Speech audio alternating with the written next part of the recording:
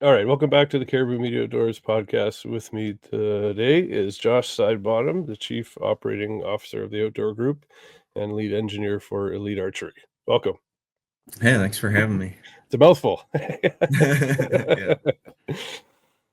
Yeah, so what I like to start off with just kind of going back in time a little bit. Tell us about the first time you picked up a bow and how that kind of transitioned into bow hunting for you.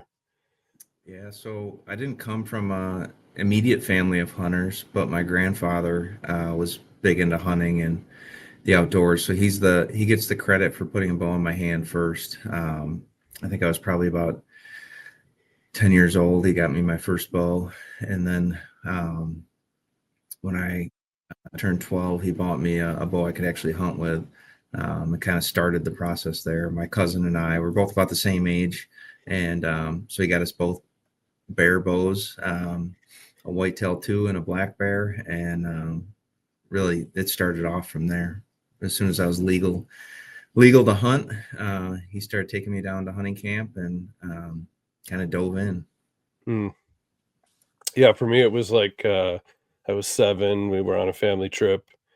It was like a sports kind of resort that we were at, so they had canoeing and archery and stuff like that. So Yeah, I kind of got the bug there, and then high school I was on the Olympic. We did Olympic recurves on the archery team, yeah, and then got away from it entirely through college and everything. And then one of my friends that I was on the team with was like, I just got back from Bass Pro. I grabbed a compound. These things are amazing. They're nothing like yeah, we had in high school. And then he brought his over, and I'm left eye dominant. I'm right handed, but I'm left eye dominant, so I always shoot left. And his was right yeah, handed. He's like, just try it. I'm like, I'm not even going to hit the target, but okay.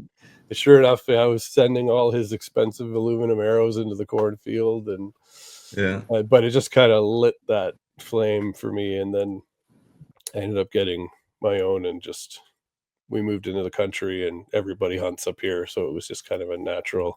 So I got yeah, into it really late, like I was in my mid 30s, and yeah. kind of Googled bow hunting and got Tim Burnett from Solo Hunter and Cameron Haynes, and kind of went down that whole road. And so, Yeah, yeah, yeah, that's I definitely picked it up early, but going through high school, sports were kind of the priority. Played 3 sports in high school, so there wasn't a lot of time for it really until after college. So I hunted a decent amount in high school, but not a lot during college. And then as soon as I graduated, picked it back up and kind of took off from there. Hmm.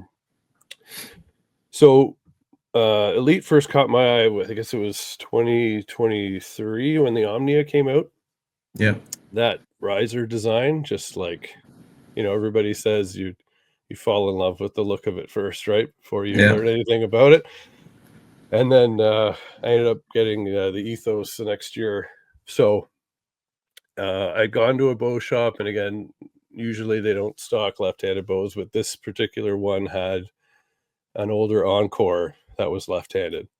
okay, And I remember shooting that, and I couldn't believe how just completely dead in my hand it was.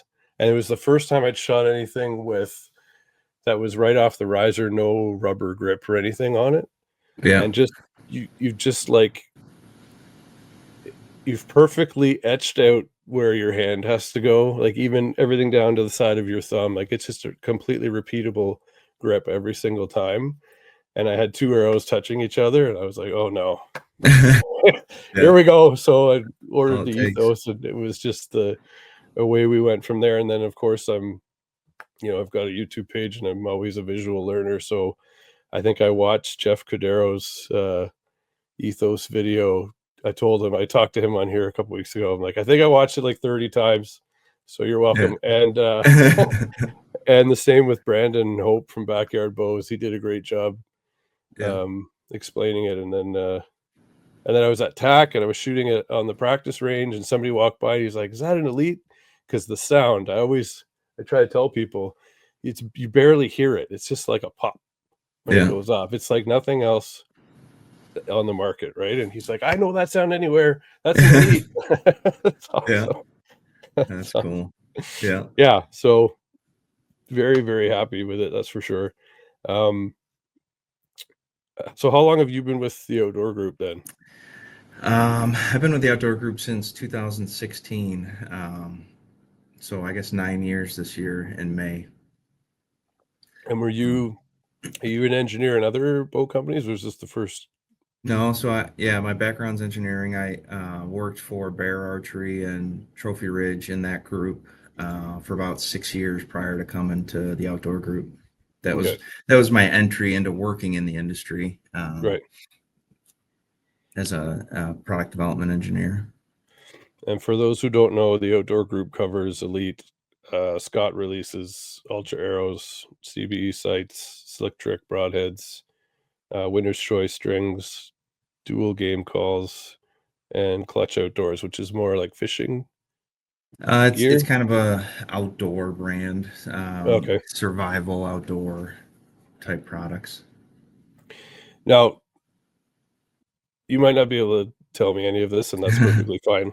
I am always curious about when you guys have your like design meetings. Is it Are there just ideas that come up where you're like, "That's great, but we can't touch that for, like, 3 or 4 years, we'll have to work on it," and then you also have people working on next year, or is there, like, a 2 are you kind of a couple years ahead? Like, how Yeah, does it so usually work? it's kind of a mix of what you described. So we obviously know that each year we have certain bows that we want to come out with and certain targets to hit on those bows. It could be a different geometry or um, draw length range, whatever the characteristics are that we're trying to achieve for the bow for that year. But then within that, there's other R&D projects that could be incorporated into that bow. So we'll run a path of, all right, we know we want this bow, and then maybe there's this off the wall idea that we want to try to incorporate. And those may take a couple of years to refine and and get to the point where we're ready to bring it to the market.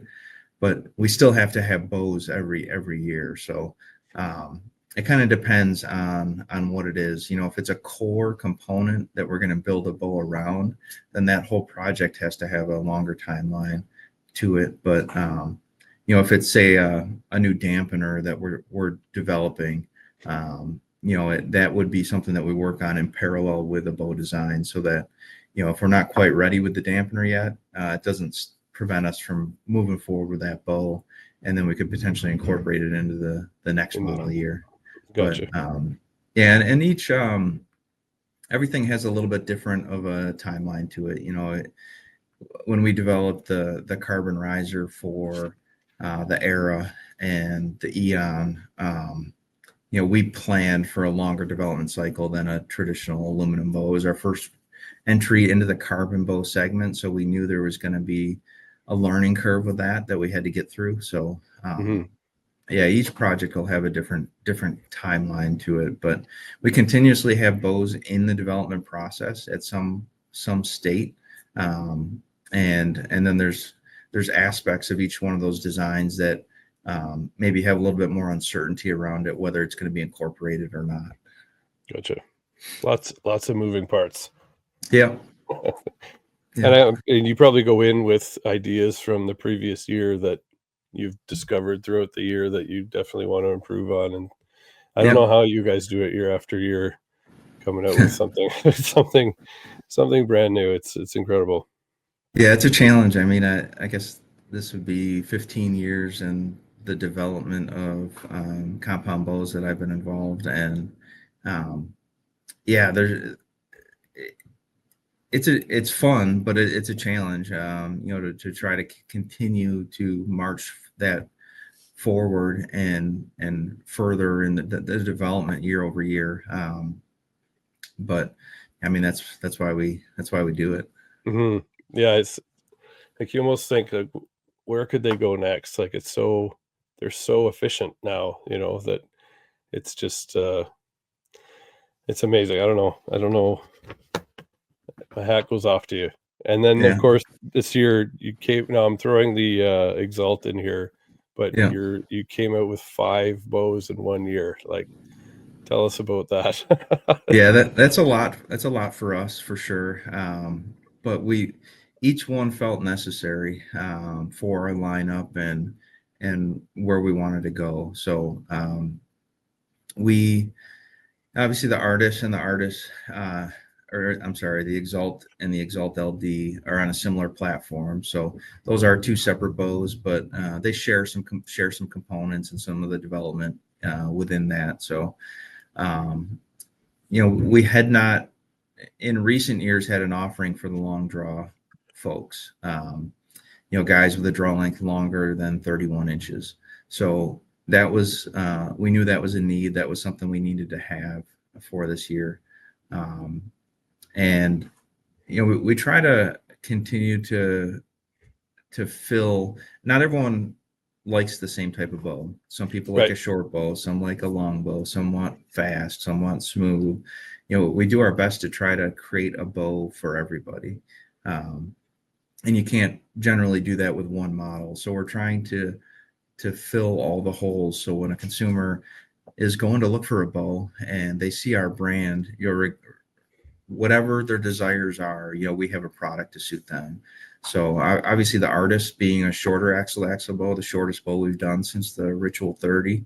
And then we, on the other end of the spectrum, as a hunting platform, the Exalt 35 at 35 inches axle that kind of covers the range of what people are looking for. And then, obviously we still have the Ethos at 33 inches axle in the middle from last year, which is still a great bow. And then, the Carbon bows at about 31 inches axle. We're trying to fill all those voids in the segment. Mm-hmm. Yeah, and with the Artist, with it being 30 inches, but the cam being the size that it is, when it's at full draw, would you say the string angle is more like a 32? 32 or 33. So Okay. we've actually started to include in a lot of our marketing materials the string angle measurement, so that people can compare, from bow to bow, what that is, and that's really what you feel at full draw. And there's multiple factors that go into what determines your string angle, and another big one is brace height.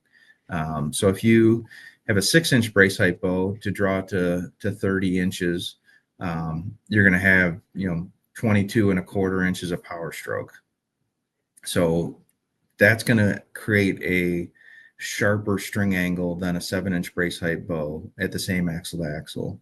So it's really the size of your cams, the amount your limbs are going to bend throughout the draw cycle, and your power stroke that's going to determine your string angle.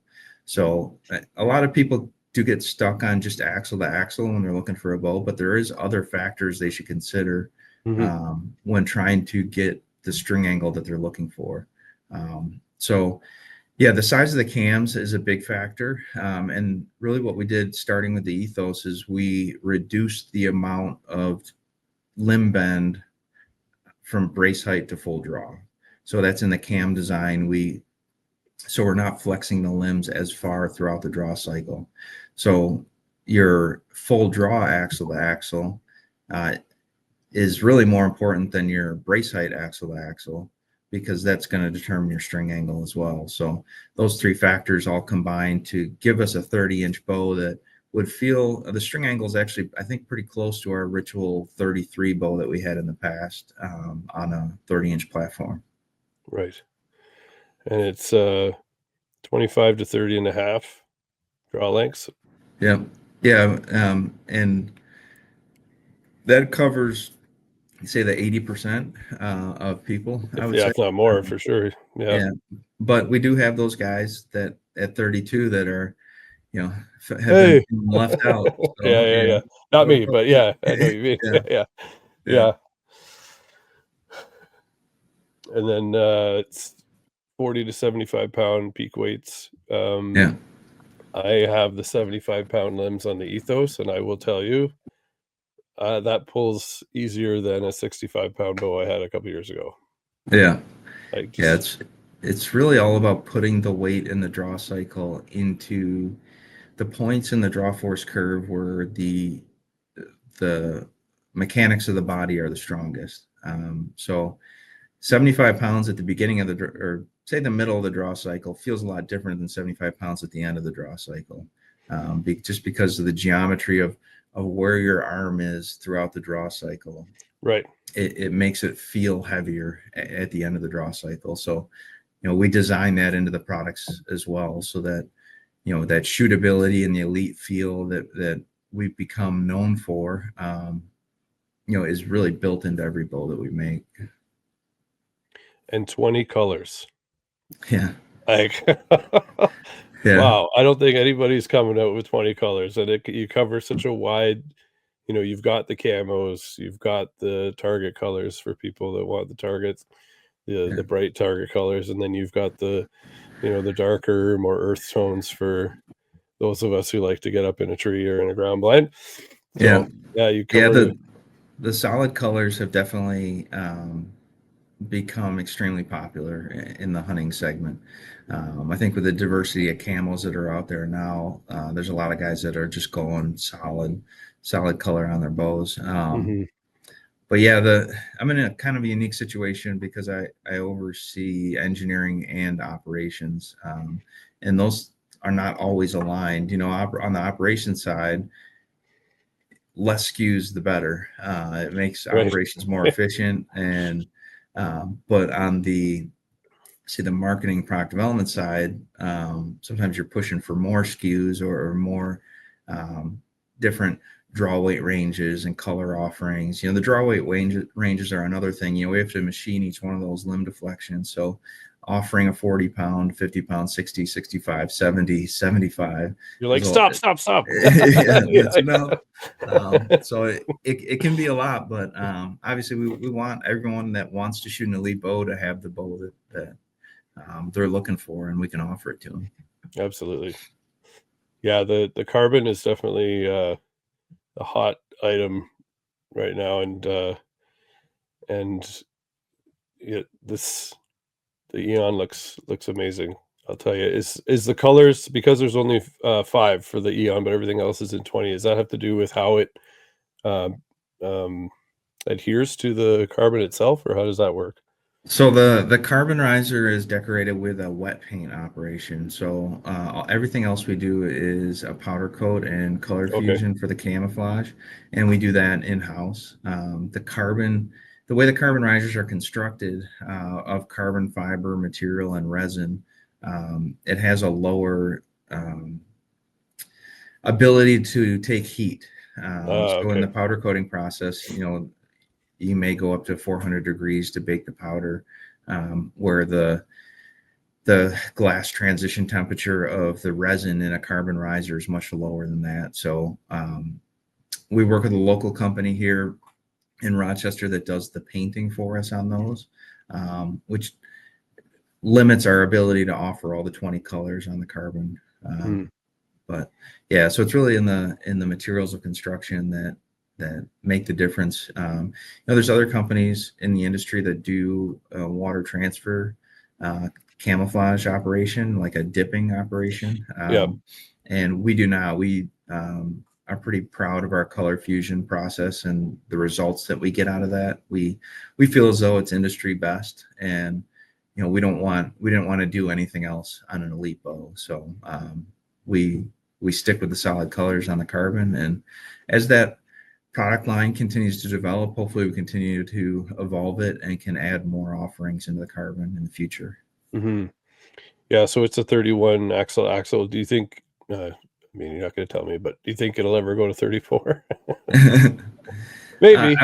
I'd say that we're pretty committed to having a carbon bow in the lineup, and there's development ongoing that will kind of, as I alluded to before, we want to try to create variations of bow that'll satisfy everybody. So we definitely hear feedback, and we'll take that, and it'll help drive our decisions on which way we go on the next version of a carbon bow. And so that one's 7-inch. I noticed a lot of the brace heights are high 6 to 7, which is nice to see. Yeah, and that's intentional. And I think as an industry, We've kind of gotten away from it now, where the most important thing on the spec sheet was speed in the past, and Hmm. that kind of forced everyone to continue to shorten brace heights, at kind of the detriment of the shooting experience, in my opinion. You know, the feedback we get on the Era and our newer bows is how forgiving they are and how easy to shoot they are. And that's not a coincidence that the brace heights are longer on those bows than bows have been here recently.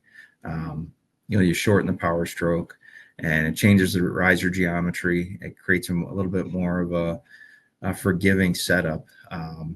So yeah, we try to find the sweet spot because speed is still important. People still want a bow that's putting out a good number, but um, if you were to just blindly allow people to shoot bows and put different bows in their hand, different manufacturers and different specs, and just let them shoot it without them knowing what all the specs were and everything, Hmm. people would gravitate towards a brace height closer to that 7-inch range without realizing it, just because you don't even realize maybe a difference, but your groups seem smaller, or the bow just seems easier to shoot, easier to draw, and a lot of those are driven by the overall geometry, and the brace height's a big part of it.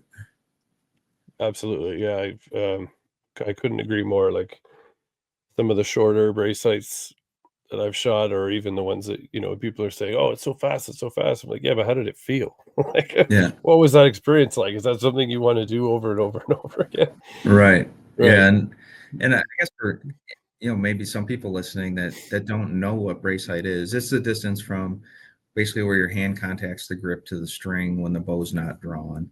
And as you get that shorter, it makes your power stroke longer. So to draw a bow to a 30-inch draw length, if you have a 6-inch brace height, you're drawing at an inch longer power stroke than you would be with a 7-inch brace height. So it does, on a shorter brace height bow, the arrows connect to the string a little bit longer in power stroke. And then you also run into um, shorter brace height bows, the string's getting closer and closer to your arm or your wrist, or and one of the things people may notice on a shorter brace height bow, they get a little squirrely.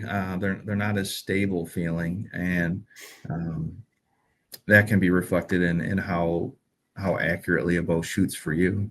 Hmm. And 25 and a half to 31 inches, which that's a nice wide range for draw length for people. Yep. 40 to 70 pounds. Yeah. Yeah, Yeah. the carbon bows really have the feedback on that is just the forgiveness. We've got a lot of people that say that this bow is their favorite bow we've ever produced, and it just seems really forgiving and easy to shoot. Hmm. That's a lot of the feedback. Obviously, the mass weight is a big driver of a carbon bow, but in ours specifically, the forgiveness and ease of shooting has been the driving feedback that we've gotten on it. Just want to take a quick break to talk to you about a couple of things that I've been using that I think might benefit you. One is this Numa Outdoors gear. This is in their Kaza OV pattern, which is great whitetail pattern when you're up in a tree in the fall and late season. They also have a Kaza pattern which has more green in it, which is good for spring through to the fall. Numa has given me a code to give to you of Caribou Media 20, which will save you 20% at checkout. Another product here that I've been using for years now is the Bulldog targets. This is a Canadian made target. They're made in Manitoba. They have a lifetime warranty. I've used that warranty twice now on a couple of my larger targets that are outside. It's very simple, very easy. These targets are 2-finger removal every single time, which is incredible. Field point only target. Bulldog's been gracious enough to give me a 20% discount code to give to you at checkout. Use code BD20-Caribou-Media. That'll save you 20% on these awesome targets. Now back to the show. Yeah, absolutely. And then the Exalt LD, like you were saying, were your giving an offering to those longer draw length folks, 26.5 to 32. Yeah. 35-inch axle, over 7-inch brace. Yep. Yeah, 4.8 pounds, 50 to 75 peak weight. Yeah, and it's really our Verdict, our target bow, and the Exalt share some overall geometry. So it's really a good blend of a all-purpose bow, hunting bow, target bow, in the Exalt platform, whether it's the 35 or the LD. They both share some of the lessons learned that we learned on developing the Verdict bow were incorporated into that platform as well. So it, for kind of the ultra accuracy that people are looking for. And then the Hunter 33 doesn't have all of the options as some of the other flagships, but it's at a lower price point. Yep. Yeah, the Hunter 33 has actually surprised us. It's doing extremely well since we've launched it, and we've kind of identified as flagship bows have gotten more expensive, they've created a larger gap in kind of price points in the bow segment. And we're definitely aware of the fact that costs have gone up and bow prices have gone up over years. We do our best to try to keep that in check as much as we can. But we felt as though there was an opportunity for a serious hunter that just doesn't want to spend $1,300. And really, you look at some of the other bows on the market, some of our competition that are getting closer to $1,500 for an aluminum bow. We felt there was an opportunity there for something around $1,000 to offer really all the flagship core features and performance that you would expect, just without some of the bells and whistles that the newer bows have. So that's really the where the Hunter 33 came from, is to offer that kind of flagship quality and a bow at a little bit lower price point. It's a little bit more achievable for people, and it has done really well. And the other thing we did with that was we offered it in a lot of colors and variations also, which has been appealing to our dealers to have a bow that they can get in a bottomland or a different pattern for their customers as they're coming in the door. Mm-hmm.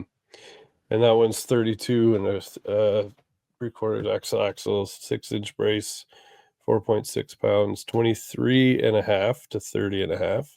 Yeah. So that covers a wide range of people, even youngsters moving their way up through the segment. 50 to 70 pounds. Yeah. And really, you look at that 23.5 to 30-inch draw length, and a 23-inch draw length would equate to about a 5-foot tall person, roughly. So yeah, that's a bow that can really grow with somebody. You don't have to get a cheap bow or a hand-me-down bow. You could get into a premium bow and allow that bow to be your primary hunting bow for a long time. I think of when I first started out with that black bear, I hunted with that bow for quite a few years, and there was quite a gap in the development of bows from that time until I bought my next bow. It was like a huge leap in performance.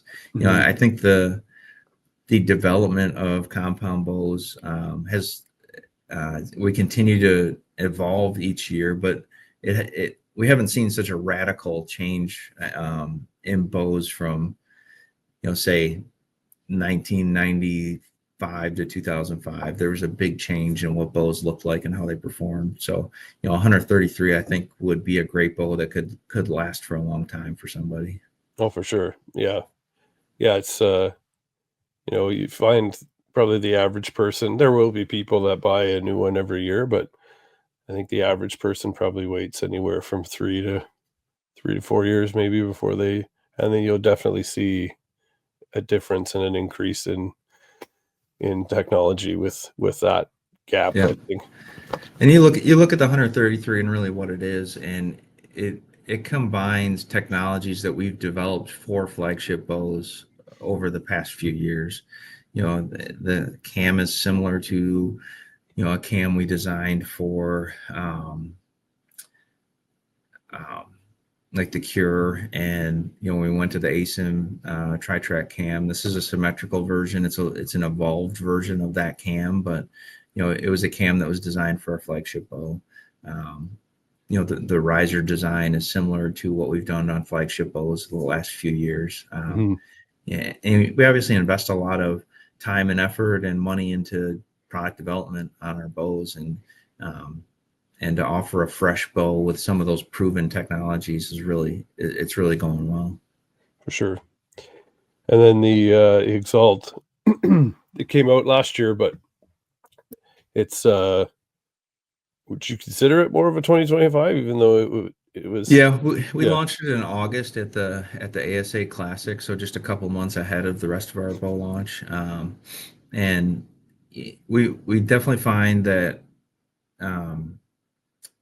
launching that type of bow, which really for some people the Exalt is a target bow, and for some people it's a hunting bow, it really scratches multiple itches for what people are looking for. So it allows a lot of focus on it when we do launch it at the ASA Classic. A lot of interest, people who are getting ready to get into hunting season, or their target season's kind of winding down and they may be starting to think about, all right, what am I going to be shooting for next season? So we definitely like to do that and provide some additional time to shine for that bow before it gets lost in the 4 other bows that we were launching in October. And the Exalt and Exalt LD have surpassed what we expected them to do also. We've been able to keep a pretty good lead time on all of our bows through launch and going into kind of show season that we're in now. But that one carries a little bit longer of a lead time, a couple of weeks longer, just because of the demand that we've seen for that platform of bow. And they share some common parts. So depending on the manufacturing constraint, they run a similar lead time for Exalt and Exalt 35 or LD. Mm-hmm. Yeah, and this one's 30, like we said, 35 axle, 6.8 brace height, 4.8 pounds, 24.5 to 30. Another huge range. It's awesome.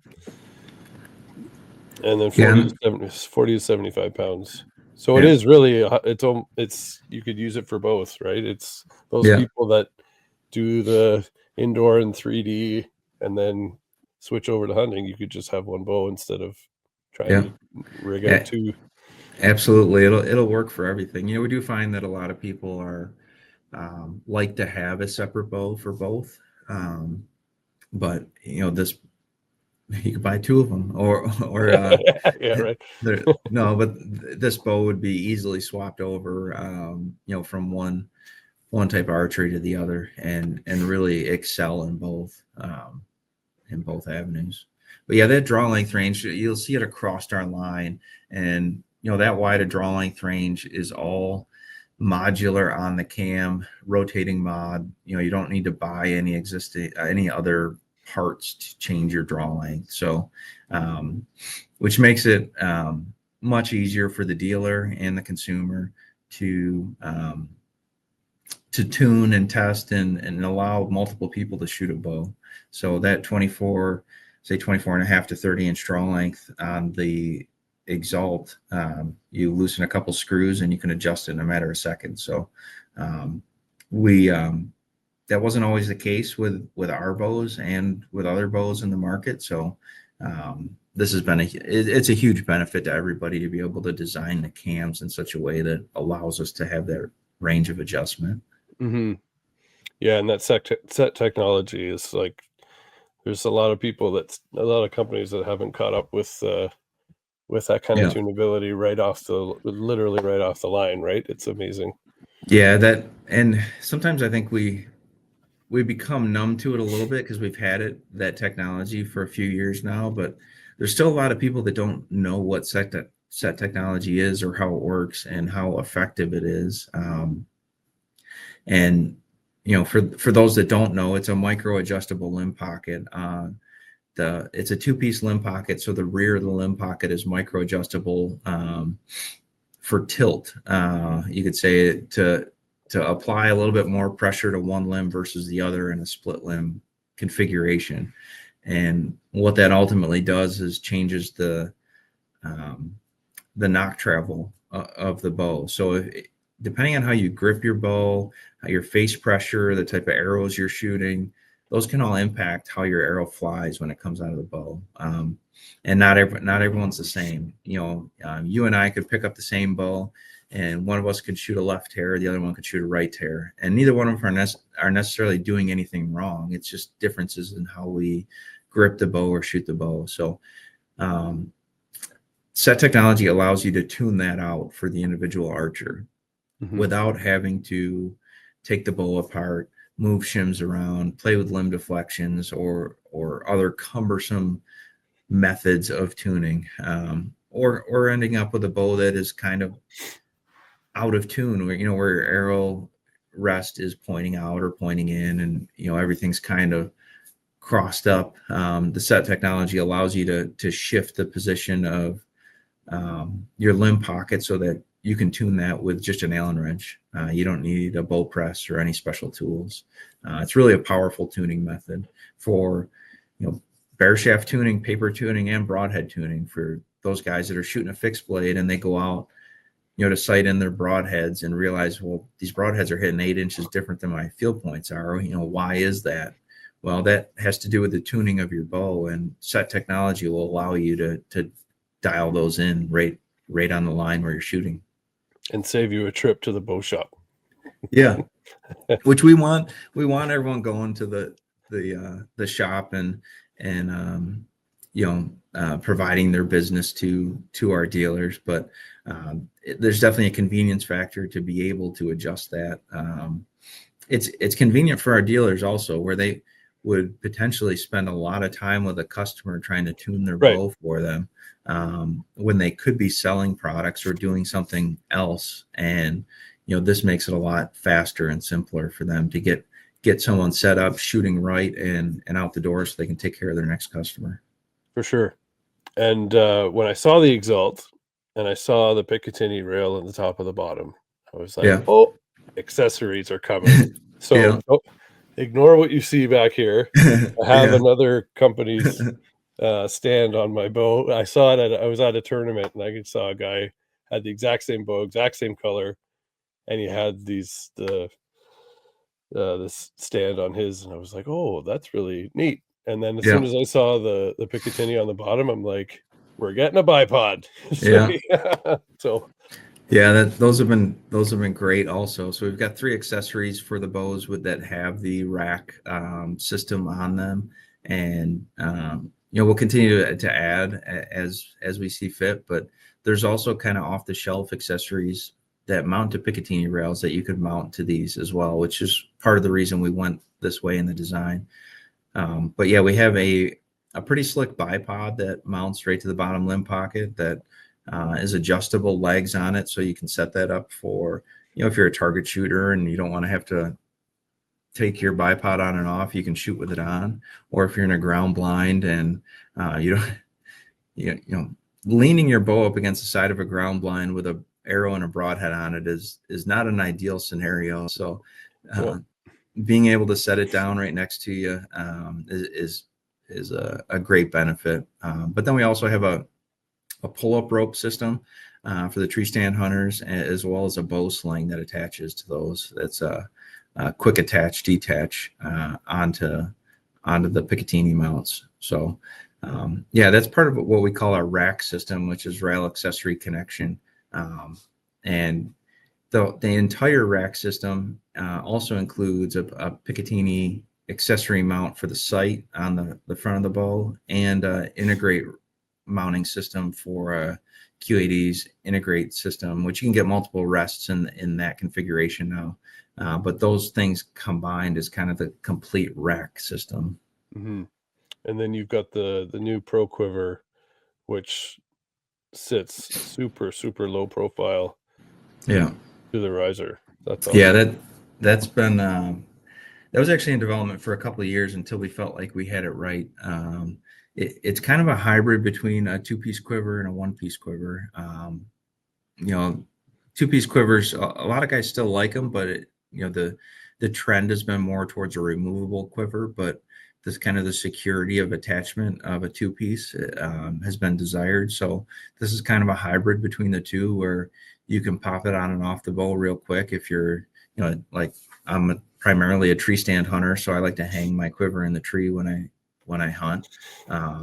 But it fits really tight and secure to the bow and allows you to really narrow the profile of your bow. And if you're someone that likes to shoot with your quiver on, not having the weight of the quiver way outside the riser really helps the balance of your bow. So the Pro Quivers, it's been great for us. The way it's designed with the carbon tube on the outside allows us to get really tight to whatever you could really lay the arrows almost on the riser. If you have a Picatinny mount sight and an integrate rest, you can slam everything really tight. Yeah, that's amazing. It's yeah, they're coming a long way, that's for sure. Everything's getting so in line with each other. It's Yeah. really making a big difference. There's been some I've just learned of this recently, but how much concern do you put into like the reflex of a bow? Because there's been some discussion recently about the more reflex you have, the less stable it's going to be, the less reflex you have. What are your thoughts on that? It is a factor we consider in the design of all of our bows, but I think there's other factors that you have to combine with it. Just like Mhm. anything else, it's a mechanical system and everything works with each other. But the brace height kind of combined with the reflex, I think, is really what someone should be looking at. When they're looking, you can't really just look at one characteristic and qualify a bow based on that. So, we obviously, the longer the brace height you have, generally the less reflex you have to put into the riser. But it's also a function of how long are your limbs, what's your takeoff angle, how big are your cams to achieve the geometry that we want. So, we try to we feel as though we're in a sweet spot with the reflex. We don't want to.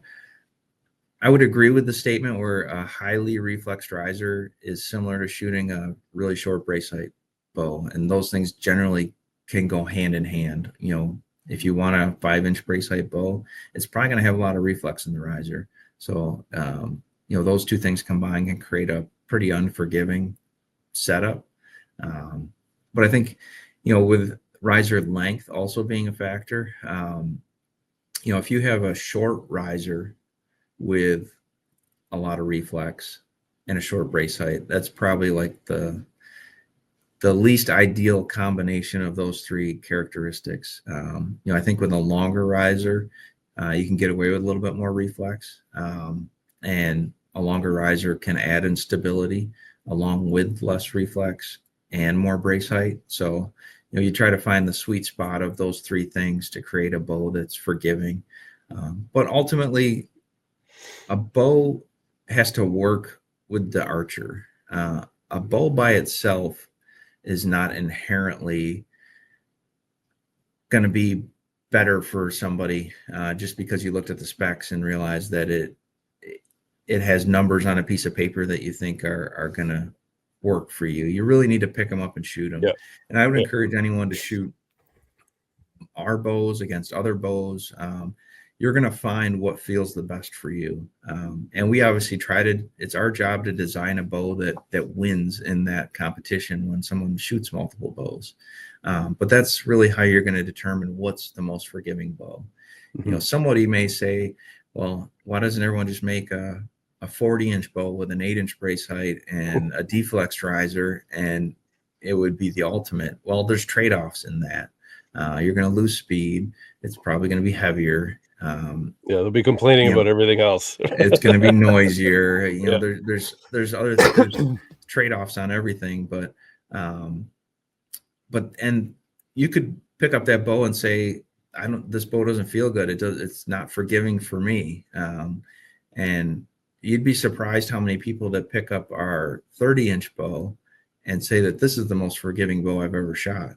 And a lot of that's because of some of how the bow is designed and just how it feels to them, their confidence in it when they draw it, when they shoot it, what their sight picture looks like. All those things are going to impact the performance of a bow and an archer, more so than just the reflex and a riser. Right. And the recurve you came out with last year, the Flex. Yep. That looks pretty awesome. Yeah. That, as a company, we're continuing to look for ways, archery and the outdoors is what we love. That's why we're in this industry. But we want to continue to grow and offer products for people that create a better experience for them. So, we felt like there was an opportunity there, and we had some ideas for some cool features. We felt like we could build into a traditional recurve that can be shot off the shelf or with a rest, with or without a sight, depending on the shooting preference. And it's just highly adjustable. That's an important factor of all of our bows that we develop, is allowing the consumer to really customize it to what feels best for them. Because not everyone's the same. Some people like high let off, low let off, different things on a compound bow. And we wanted to offer similar things to a recurve archer. So this has a feature on it where you can, on the Flex recurve, you can shoot it as a 17-inch riser bow or a 19-inch riser bow, which are two of the most popular recurve geometries for hunting that people shoot. So with loosening a couple screws, you can shift the limb pockets to 2 different positions to achieve that. It's amazing. And then within that, we have 3 different limb lengths and weights, and you can shoot it. We have an adjustable shelf if you want to shoot off the shelf, so you can adjust the center shot of your arrow. Kind of a movable shelf built into it. There's some really cool stuff there that people should check out, and the weight's adjustable. So with that, your brace height's adjustable in a way, in addition to just lengthening or shortening the string. You can also adjust your limb pockets to impact your brace height and the peak weight of the recurve. That's amazing. Before we finish up here, I also wanted to mention one more thing that some people don't realize. You guys have a hunt guarantee. So Yep. if you run into trouble on a hunt, you guys will send out a loaner bow in 24 hours to get someone through. That's amazing. That's it's a great system. We unfortunately, things happen, and you never want to see that happen, but it's a terrible situation to be in, to be on the hunt of a lifetime, or the hunt that you were planning for all year, and something happens with your bow, to be without. So we try to do everything we can to take care of our customers and get them through that situation and out the other side of it. That's amazing. Do you have any quick hunting stories from this year that you could share? This year was kind of a slow year for me. Did you get skunked like I did? Yeah. Okay. This is probably the least I've been able to hunt. So this year was I have a 12-year-old son who loves football. It's a passion of mine as well. And it was his last year of youth football. And I decided to coach this year. So I was his head coach for his football team, which, runs through the end of October. So that was really our focus through the large part of the fall. I did get to spend a week in Illinois and spend some time in the woods here as well. But really this year was all about football, which I'm proud to say we went undefeated and nice. Had a great season. So it was worth it. Obviously I'll never be able to do that with him again. So no, it was a small sacrifice for this hunting season. Oh yeah. That's making memories. That's what we try to, instead of buying our kids. Well, our kids are older now. One's 18, one's 15, but we buy them experiences now instead of stuff. Right? Yeah. Because that's what they're going to remember when we're gone, right? So I don't know if I was making memories for him or for me, because it was pretty enjoyable for me too. Memories were made. Memories were made. Yeah. It was great. Yeah. That's awesome. Well, thanks again for jumping on here. You're welcome back anytime. Yeah, appreciate it. as things move along and develop, we'll have to have you back. But let everybody I'd love know to. how they can find the Outdoor Group and Elite and everything else. Yeah, obviously, socials. We're all of our brands are on pretty much all platforms. Instagram, Facebook. Um, I'm not the expert on social media. I kind of stay off of it as much as I can, but obviously all of our brands are represented there, or our websites. EliteArchery.com. Obviously, Scott, CBE, Slick Trick, Ultra Arrows is another um, fastest growing arrow brand in the industry. It's been Exploding. an awesome addition for us, and we continue to have more products coming in that brand and exciting things in the future as well. Yeah, maybe sometime we can come back on and talk about arrows a little bit more. For sure. Absolutely. Awesome. All right. I'll let you get back to your day. Thank you very much. We'll talk to you soon. Thanks.